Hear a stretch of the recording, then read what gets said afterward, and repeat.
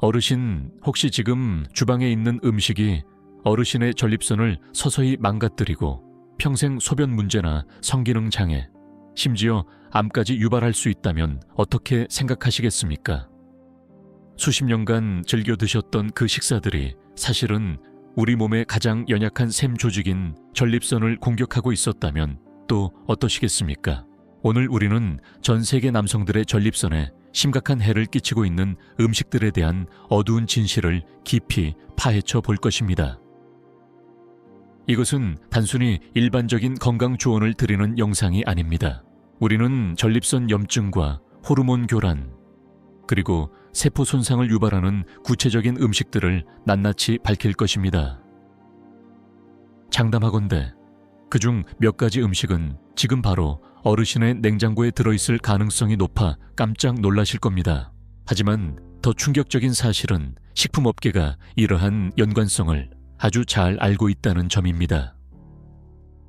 그들은 특정 음식이 전립선 문제와 관련이 있다는 것을 알면서도 특히 가장 위험에 노출된 40대 이상의 남성들에게 이러한 제품들을 적극적으로 판매하고 있습니다.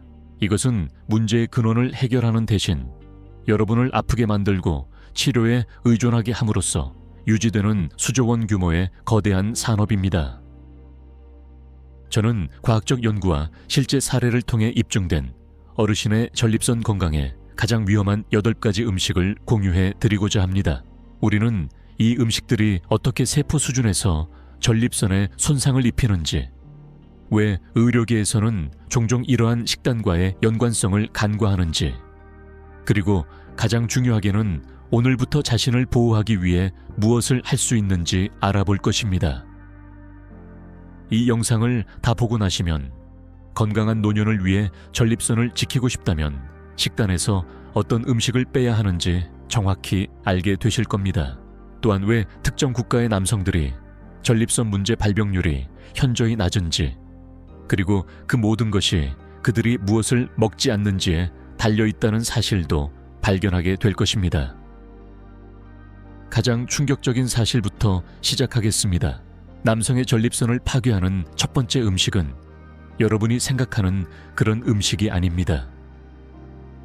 붉은 고기나 가공식품이 아닙니다. 물론 그것들도 분명 문제가 있습니다. 가장 큰 주범은 사실 대부분의 남성들이 매일 여러 번 섭취하면서도 종종 깨닫지 못하는 것입니다.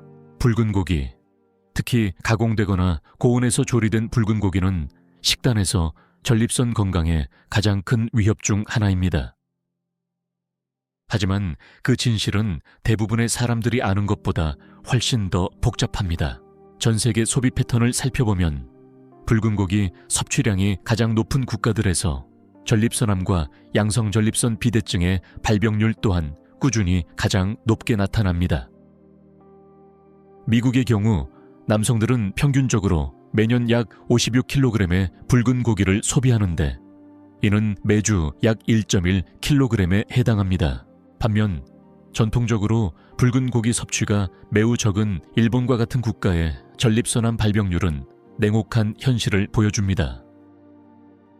일본에 거주하는 일본 남성들은 세계에서 전립선암 발병률이 가장 낮은 집단 중 하나이지만 그들이 서구 국가로 이주하여 붉은 고기 위주의 서양식 식단을 채택하면 불과 한 세대 만에 전립선암 발병률이 급격히 상승합니다. 붉은 고기의 문제는 고기 자체뿐만 아니라 그것이 가공되고 조리될 때 일어나는 변화에 있습니다. 붉은 고기를 굽거나 튀기거나 고온에서 조리할 때 헤테로고리 아민과 다완 방향족 탄화수산물이 형성됩니다. 이것들은 발암성 화합물로 전립선암 발병과 직접적인 관련이 있는 것으로 확인되었습니다. 세계보건기구와 같은 권위 있는 기관에서는 가공육을 1군 발암물질로 분류했는데 이는 인체에 암을 유발한다는 충분한 증거가 있다는 의미입니다. 하지만 손상은 암 위험에만 그치지 않습니다. 붉은 고기는 염증을 매우 잘 유발하며 만성염증은 전립선 비대증의 주요 원인 중 하나입니다. 붉은 고기에 많이 함유된 포화지방은 체내의 염증 경로를 자극하여 염증을 촉진하는 사이토카인의 생성을 증가시킵니다. 이러한 염증 분자들은 온몸을 순환하며 전립선 조직에 축적되어 부기, 세포 손상 및 정상 기능 장애를 일으킵니다. 붉은 고기의 철분 함량도 또 다른 문제입니다. 철분은 건강에 필수적이지만 과도한 철분 섭취, 특히 동물성 식품에서 유래한 햄철의 과다 섭취는 전립선 세포에 산화 스트레스를 유발할 수 있습니다. 이러한 산화 스트레스는 세포의 DNA를 손상시키고 양성 전립선 비대증 및 전립선암과 관련된 비정상적인 세포 성장 패턴을 유발할 수 있습니다. 유제품은 아마 우리 목록에서 가장 논란이 많은 항목일 것입니다. 수십 년간 건강식품으로 홍보되어 왔기 때문입니다. 그러나 점점 더 많은 과학적 증거들이 유제품, 특히 고지방 유제품의 과다 섭취가 전립선 문제 증가와 강한 연관이 있음을 보여주고 있습니다. 유제품과 전립선 문제 사이의 연관성은 주로 몇 가지 핵심적인 메커니즘을 중심으로 이루어집니다. 첫째, 유제품은 포화지방이 풍부하여 우리가 붉은 고기를 논할 때 언급했듯이 전신의 염증을 촉진합니다. 하지만 유제품은 전립선 건강에 독특한 추가적인 문제를 야기합니다. 유제품에는 에스트로겐과 인슐린 유사 성장인자원, 즉 IGF-1을 포함한 천연 호르몬이 함유되어 있습니다. IGF-1은 특히 문제가 되는데 이는 전립선 세포의 증식을 자극할 수 있는 강력한 성장 호르몬이기 때문입니다. 연구에 따르면 혈중 IGF-1 수치가 높은 남성은 전립선암 발병 위험이 현저히 증가하는 것으로 나타났습니다. 유제품의 칼슘 함량은 뼈 건강에는 유익하지만 과다 섭취 시 문제가 될 수 있습니다. 높은 칼슘 섭취는 활성 비타민 D의 생성을 억제합니다. 비타민 D는 전립선 세포 성장을 조절하고 암세포로의 변이를 예방하는 데 중요한 역할을 합니다. 칼슘 과다 섭취로 인해 비타민 D 수치가 억제되면 전립선은 이러한 보호 메커니즘을 잃게 됩니다.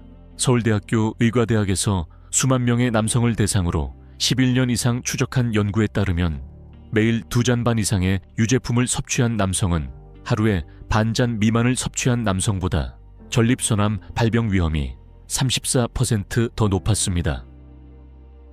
진행성 및 치명적인 전립선암의 경우 그 위험은 특히 더 높았습니다.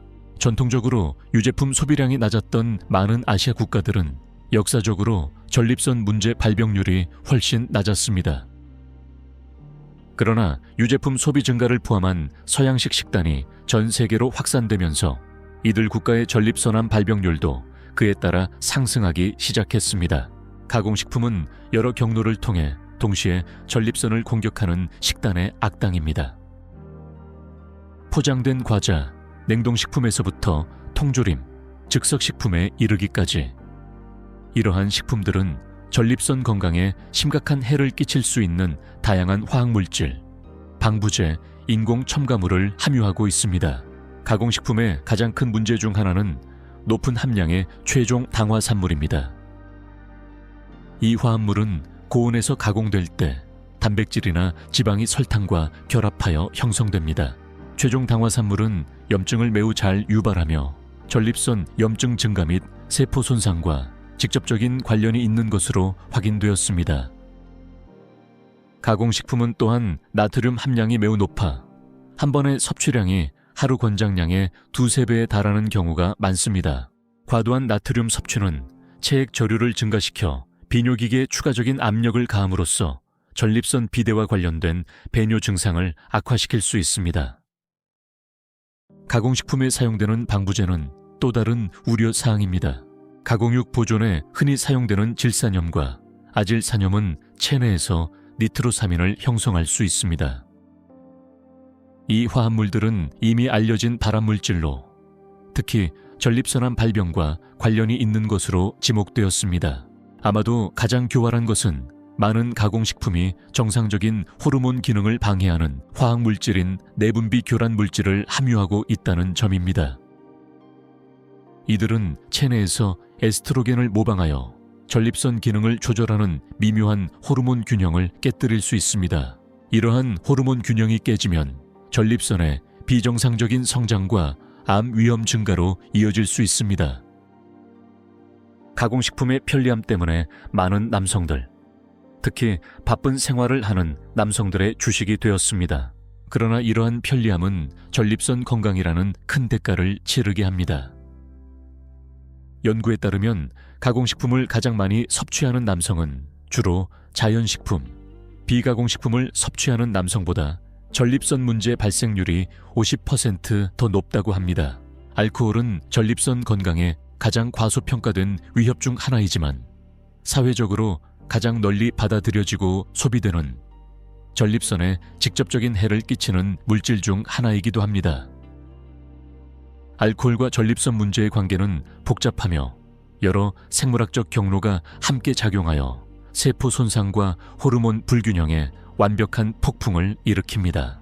알코올이 체내에서 대사될 때 세포에 직접적인 손상을 입히는 독성 화합물인 아세트알데히드가 생성됩니다. 이 화합물은 활성산소를 생성하여 세포 DNA를 손상시키기 때문에 전립선 세포에 특히 해롭습니다. 시간이 지남에 따라 이러한 DNA 손상은 양성 전립선 비대증과 전립선암의 특징인 비정상적인 세포 성장 패턴으로 이어질 수 있습니다. 하지만 알코올의 해악은 직접적인 세포 독성을 훨씬 뛰어넘습니다. 음주는 신체의 호르몬 균형을 심각하게 교란시키며 특히 테스토스테론과 에스트로겐 수치에 영향을 미칩니다. 장기간의 음주는 테스토스테론 생성을 감소시키는 동시에 아로마타제 효소의 활성을 증가시켜 테스토스테론이 에스트로겐으로 전환되는 것을 가속화합니다. 이러한 호르몬 불균형은 전립선 비대증을 촉진하고 암 위험을 증가시키는 환경을 조성합니다. 간은 이 과정에서 중요한 역할을 합니다. 간이 지속적으로 알코올을 처리하게 되면 과도한 호르몬을 대사하고 제거하는 능력이 손상됩니다. 이로 인해 에스트로겐과 같이 전립선의 비정상적인 성장을 자극할 수 있는 다른 호르몬들이 축적됩니다. 또한 음주는 인체에서 가장 중요한 항산화제 중 하나인 글루타치온을 간에서 고갈시켜 전립선 세포를 산화 손상에 더 취약하게 만듭니다.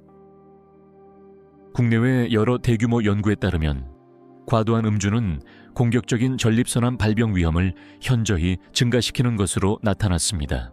매일 3잔 이상의 술을 마시는 남성은 적당히 마시거나 마시지 않는 남성에 비해 고등급 전립선암 발병 위험이 2배나 높았습니다.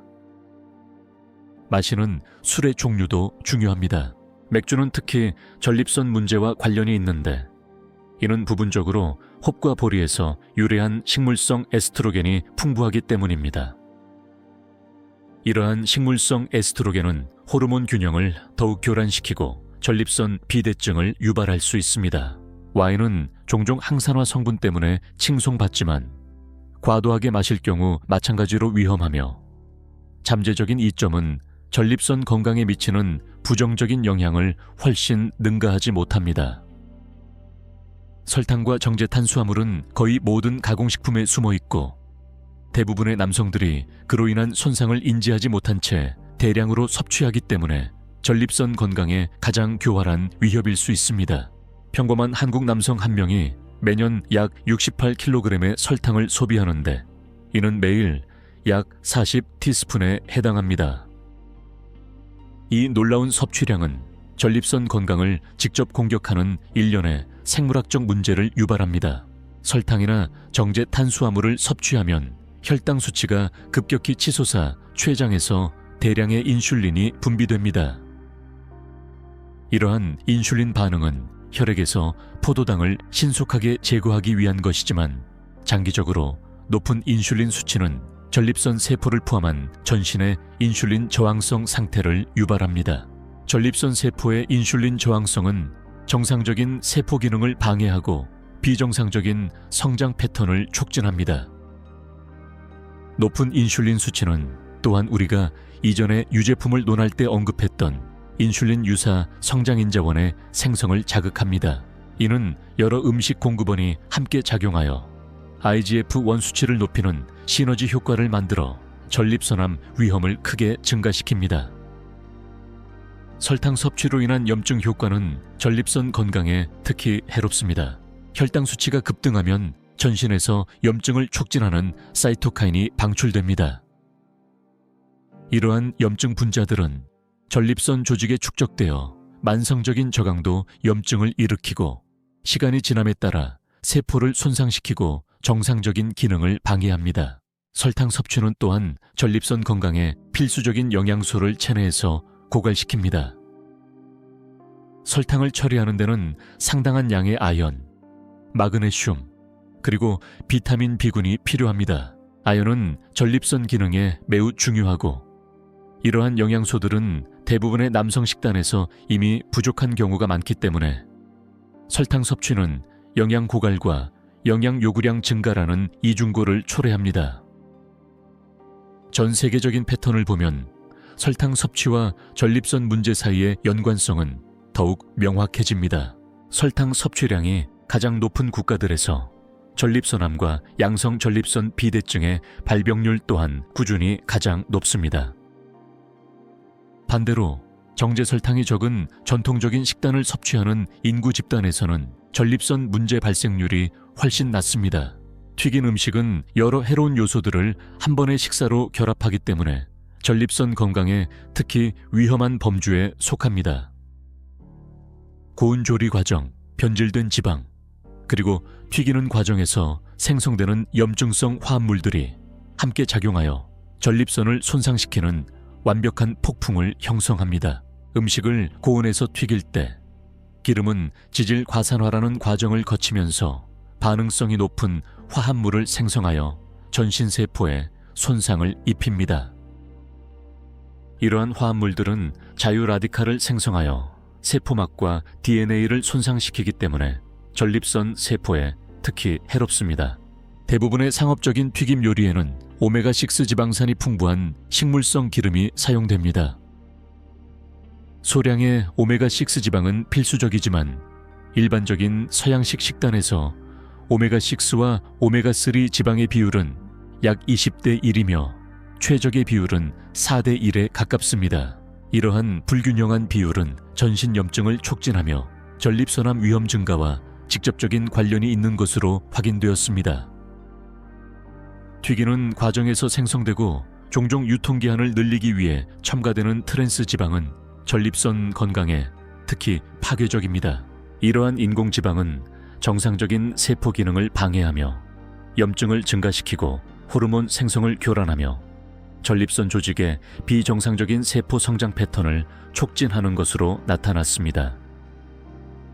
녹말이 많은 음식을 고온에서 튀길 때 형성되는 아크릴라마이드는 또 다른 우려 사항입니다. 아크릴라마이드는 이미 알려진 발암물질로 특히 전립선암 발병과 관련이 있는 것으로 지목되었습니다. 감자튀김, 감자칩 및 기타 튀긴 녹말 음식은 아크릴라마이드 함량이 특히 높습니다. 연구 결과에 따르면 튀긴 음식을 가장 많이 섭취하는 남성은 전립선 문제 위험이 현저히 높은 것으로 일관되게 나타났습니다.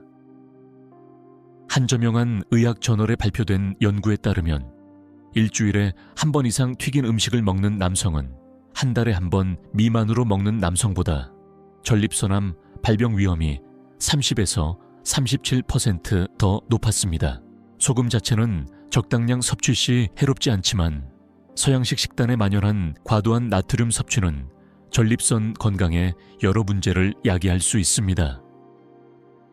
평범한 한국 남성은 하루에 약 3,400mg의 나트륨을 섭취하는데 이는 권장 최대 섭취량인 2,300mg보다 거의 50%나 높은 수치입니다.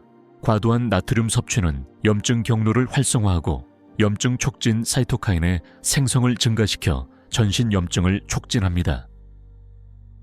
이러한 만성적인 저강도 염증은 전립선 비대증을 유발하고 전립선 세포가 암세포로 변이될 위험을 증가시킬 수 있습니다. 높은 나트륨 섭취는 또한 신체의 체액 균형을 교란시켜 체액 저류 증가와 혈압 상승을 유발합니다. 전립선 비대증을 앓고 있는 남성의 경우 이러한 추가적인 체액 저류는 방광과 요도에 추가적인 압력을 가하여 배뇨 증상을 악화시킬 수 있습니다. 식단에서 과도한 나트륨의 출처는 특히 중요합니다. 일부 나트륨은 첨가된 소금에서 오지만 대부분은 가공식품과 식당 음식에서 비롯됩니다. 이러한 음식들은 종종 높은 나트륨과 함께 트랜스지방, 방부제, 인공 첨가물과 같은 다른 전립선 손상 성분들을 결합하여 전립선 건강에 시너지적인 부정적 영향을 미칩니다. 나트륨은 또한 신체가 아연, 마그네슘과 같이 전립선 건강에 필수적인 중요 미네랄을 흡수하고 활용하는 능력을 방해합니다. 이는 과도한 나트륨 섭취가 염증을 촉진할 뿐만 아니라 신체가 건강한 전립선 기능을 유지하는 데 필요한 영양소를 고갈시키는 상황을 만듭니다.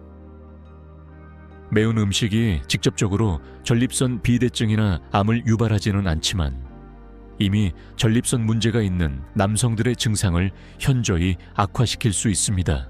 고추의 캡사이신과 다른 매운 성분들은 방광과 요도를 자극하여 요절박, 빈뇨, 배뇨 시 자결감과 같은 비뇨기계 증상을 악화시킬 수 있습니다. 양성 전립선 비대증을 앓고 있는 남성의 경우 매운 음식을 섭취하면 이미 어려운 상황을 더욱 악화시킬 수 있습니다. 매운 음식으로 인한 자극은 방광 경련을 유발하고 방광이 완전히 비워지지 않는 느낌을 증가시켜 더 잦은 화장실 방문과 수면 패턴 중단을 초래할 수 있습니다. 과도한 매운 음식 섭취의 염증 효과 또한 전신 염증을 유발할 수 있으며 우리가 논의했듯이 이는 전립선 문제의 핵심적인 원인입니다. 물론 매운 음식을 즐겨 먹는 한국의 식문화가 전립선암 발병률을 높인다는 직접적인 증거는 없습니다. 하지만 매운 음식을 우리가 논의한 다른 해로운 음식들과 함께 섭취할 때 그 누적 효과는 전립선 건강에 특히 해로울 수 있습니다. 전 세계적인 관점에서 전립선 건강을 살펴볼 때 식단과의 연관성은 부인할 수 없게 됩니다. 국가 간 전립선암 발병률의 큰 차이는 단순한 우연이 아니며 수세기에 걸쳐 진화해 온 근본적인 식단 패턴 및 음식 선택과 직접적으로 관련이 있습니다. 일본은 아마도 식단이 전립선 건강에 어떻게 영향을 미치는지 보여주는 가장 강력한 예일 것입니다. 전통적인 일본 남성들은 세계에서 전립선암 발병률이 가장 낮은 집단 중 하나로 그 발병률은 미국 남성의 약 10분의 1에 불과합니다. 그러나 이러한 보호 효과는 유전적인 것이 아닙니다. 일본 남성들이 서구 국가로 이주하여 서양식 식단을 채택하면 그들의 전립선암 발병률은 불과 한 세대 만에 급격히 상승하여 결국 그들이 이주한 국가의 수준에 가까워집니다. 전통적인 일본 식단은 생선, 콩 제품, 녹차, 채소를 많이 섭취하는 반면 붉은 고기, 유제품, 가공식품의 함량은 현저히 낮은 것이 특징입니다. 이러한 식단 패턴은 높은 수준의 오메가3 지방산, 항산화제, 식물성 에스트로겐을 제공하는 동시에 우리가 논의했던 염증과 호르몬 불균형을 유발하는 많은 음식들을 피하게 합니다. 마찬가지로 그리스나 이탈리아와 같은 지중해 국가들은 역사적으로 전립선 문제 발생률이 낮았는데 이는 올리브유, 생선, 채소 그리고 적당량의 와인이 풍부한 전통 식단과 관련이 있으며 가공식품과 과도한 붉은 고기 섭취량은 상대적으로 낮습니다. 지중해 식단은 한겸증 식품과 건강한 지방을 강조하여 전립선 건강에 보호적인 환경을 조성합니다. 반대로 서양식 식단을 빠르게 채택한 국가들에서는 전립선 문제도 그에 상응하여 증가했습니다. 예를 들어 한국은 지난 30년 동안 서양식 패스트푸드 체인점, 가공식품, 고기 위주의 소비가 보편화되면서 전립선암 발병률이 300% 이상 증가했습니다. 이러한 식단 변화의 배후에 있는 경제적 요인은 특히 시사하는 바가 큽니다. 국가가 부유해질수록 육류, 유제품, 가공식품 소비를 부와 현대화의 상징으로 여기며 늘리는 경향이 있습니다. 그러나 이러한 식단 전환은 항상 전립선 문제, 당뇨병, 심장병 및 기타 만성질환 발병률의 증가와 관련이 있었습니다. 아프리카 국가들은 또 다른 흥미로운 사례 연구입니다. 전통적인 아프리카 식단은 보통 채소, 콩류, 통곡물이 풍부하고 가공식품과 과도한 육류 함량이 낮아 매우 낮은 전립선암 발병률과 관련이 있습니다. 그러나 서양식 식단을 채택한 도시 지역에서는 전통 식단을 유지하는 농촌 지역에 비해 전립선 문제 발생률이 훨씬 높습니다. 식품 산업이 전립선을 손상시키는 음식을 홍보하는데 어떤 역할을 하는지 이해하는 것은 현명한 식단 선택을 위해 매우 중요합니다. 전 세계 식품 산업은 매년 수천조 원 이상의 수익을 창출하며 그중 가공식품, 패스트푸드, 동물성 제품이 가장 수익성이 높은 부문입니다. 이는 전립선 건강에 가장 해로운 음식들을 홍보하려는 강력한 경제적 유인을 만듭니다. 마케팅 전략은 남성을 겨냥하여 육류 소비를 남성성과 힘과 연결시키는 메시지를 전달합니다. 진짜 남자는 고기를 먹는다는 것은 단순한 문화적 속담이 아니라 식품 회사에 가장 높은 이윤을 안겨주는 제품의 소비를 늘리기 위해 정교하게 설계된 마케팅 메시지입니다. 미국에서만 유제품 업계는 매년 수천억 원 이상을 광고에 사용하며 그 대부분은 전립선 문제와의 연관성을 보여주는 증거가 늘어남에도 불구하고 유제품을 건강 필수품으로 홍보하는 데 집중됩니다. 우유는 뼈에 좋다와 같은 유명한 광고 캠페인들은 잠재적인 건강 위험에 대한 과학적 증거가 계속 축적되는 상황에서도 높은 유제품 소비를 유지하는 데 매우 성공적이었습니다. 패스트푸드 회사들은 중독성 있는 음식을 만드는 기술을 마스터했으며 소금, 설탕, 지방의 조합을 사용하여 뇌에서 마약 중독과 유사한 도파민 반응을 유발합니다. 이로 인해 소비자들은 건강 위험을 인지하면서도 이러한 전립선 손상 음식의 섭취를 절제하기 어렵게 만듭니다. 규제 환경 또한 이러한 문제를 영속시키는 데 한몫합니다. 식품 라벨링 요구사항은 종종 유해 성분의 실제 함량을 가리고 가공식품의 건강 관련 주장은 오해의 소지가 있거나 구식 영양과학에 기반할 수 있습니다. 식품업계 임원과 규제기관 사이의 회전문 현상은 정책 결정에 영향을 미칠 수 있는 이해 상충을 야기합니다. 이제 전립선 건강을 해치는 음식들에 대해 알았으니 이제부터 즉시 실천할 수 있는 실용적인 해결책에 집중하여 어르신의 전립선 건강을 보호하고 개선해 봅시다.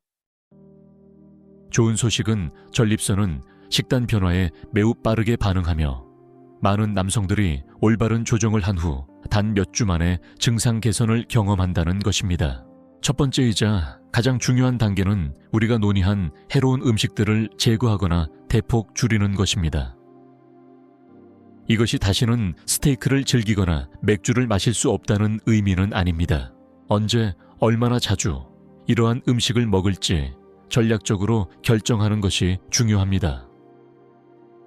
8대2 법칙을 생각하시면 됩니다. 즉, 식단의 80%는 전립선을 보호하는 음식으로 구성하고 가끔의 즐거움은 전체적인 건강에 영향을 주지 않는 선에서 허용하는 것입니다. 먼저 주방 점검부터 시작하십시오. 찬장, 냉장고, 냉동고를 확인하여 모든 가공식품, 단 과자 및 기타 전립선의 해로운 품목들을 찾아내십시오. 당장 모든 것을 버릴 필요는 없지만 이것들을 다 먹고 나면 다시는 사지 않겠다고 다짐하십시오. 식단 계획은 성공에 필수적입니다. 식사를 미리 계획하면 편리하지만 해로운 음식 선택에 의존할 가능성이 줄어듭니다.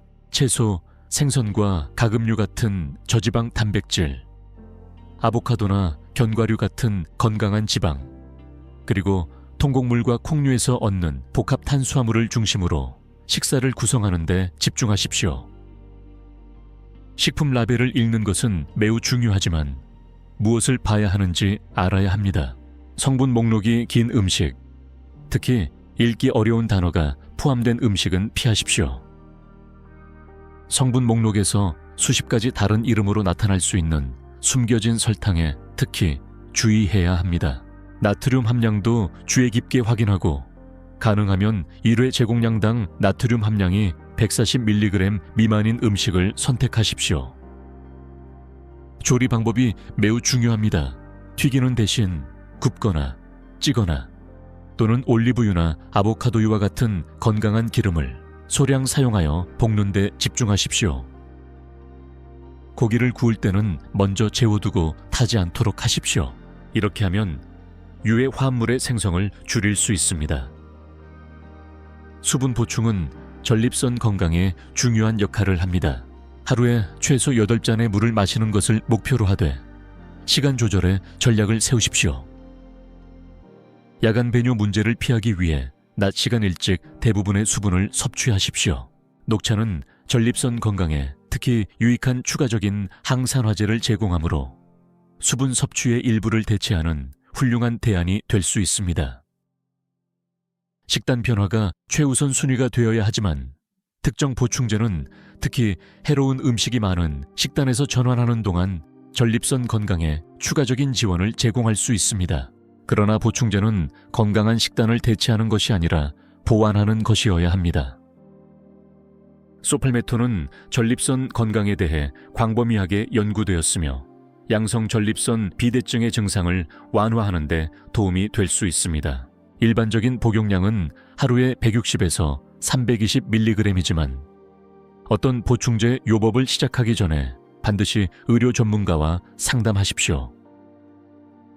토마토에 붉은색을 부여하는 화합물인 라이코펜은 전립선 건강을 지원하는 데 잠재력을 보여주었습니다. 음식으로 라이코펜을 섭취할 수 있지만 고위험군 남성의 경우 하루에 10에서 30mg을 제공하는 보충제가 유익할 수 있습니다. 아연은 전립선 기능에 필수적이며 많은 남성들이 이 중요한 미네랄이 부족합니다. 그러나 과도한 아연은 해로울 수 있으므로 보충제로부터 하루에 15에서 30mg을 섭취하는 것을 목표로 하고 개인적인 필요를 파악하기 위해 아연 수치를 검사하는 것을 고려해 보십시오.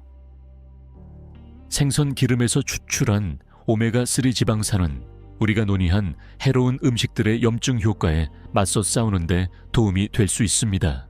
하루에 최소 1000mg의 EPA와 DHA 조합을 제공하는 고품질의 생선 기름 보충제를 찾으십시오. 진행 상황을 추적하는 것은 동기를 유지하고 접근 방식을 조정하는 데 매우 중요합니다. 최소한 첫 한 달 동안은 음식 일지를 기록하여 무엇을 먹었는지 뿐만 아니라 특히 배뇨 증상, 에너지 수준 또는 수면의 질에 어떤 변화가 있었는지 기록하십시오. 많은 남성들이 중요한 식단 변화를 한 후 2에서 4주 내에 소변의 흐름과 빈도가 개선되는 것을 느낍니다. 야간 배뇨가 줄어들면서 수면의 질이 종종 향상됩니다. 염증이 감소하고 혈당이 더 안정되면서 에너지 수준이 보통 증가합니다. 식단과 전립선 건강 사이의 연관성을 이해하는 의료 전문가와 협력하는 것을 고려해 보십시오. 정기적인 전립선 특이 항원, 즉 PSA 검사는 장기적으로 전립선 건강을 모니터링하는 데 도움이 될 수 있지만 PSA 수치는 전립선 문제 외에도 여러 요인에 의해 영향을 받을 수 있다는 점을 기억하십시오. 이러한 식단 변화를 하는 것은 단순히 전립선 문제를 피하기 위한 것이 아니라 나이가 들어감에 따라 전반적인 건강과 삶의 질을 최적화하기 위한 것입니다. 전립선을 손상시키는 바로 그 음식들은 심장병, 당뇨병, 인지능력 저하 및 기타 여러 노화 관련 건강 문제를 유발하는 원인이기도 합니다. 이것을 미래의 자신을 위한 투자라고 생각하십시오. 매 끼니는 건강을 지지할 것인지 아니면 해칠 것인지를 선택할 기회입니다. 오늘 어르신이 내리는 선택은 전립선 문제가 생길지 여부뿐만 아니라 60대, 70대, 그리고 그 이후에 어떻게 느끼고 기능할지를 결정할 것입니다. 나아갈 길은 명확합니다. 우리가 논의한 해로운 음식들을 제거하거나 대폭 줄이고 영양이 풍부하고 한겸증 효과가 있는 대체 식품으로 바꾸면 전립선 문제의 위험을 현저히 낮추는 동시에 전반적인 건강과 활력을 개선할 수 있습니다. 어르신의 전립선 건강은 상당 부분 어르신 자신의 손에 달려 있습니다. 무엇을 먹고 무엇을 먹지 않을지 선택하는 것이 평생 최적의 전립선 기능을 유지할 것인지, 아니면 예방 가능한 전립선 문제로 고통받는 수백만 남성들의 대열에 합류할 것인지를 결정하는 주요 역할을 할 것입니다. 선택은 어르신의 몫이며 지금이 바로 행동할 때입니다. 천리길도 한 걸음부터 시작된다는 것을 기억하십시오. 오늘부터 식단의 긍정적인 변화 하나를 시작하고 그 위에 계속 쌓아 나가십시오. 미래의 어르신은 오늘 건강을 위해 한 투자에 감사하게 될 것입니다.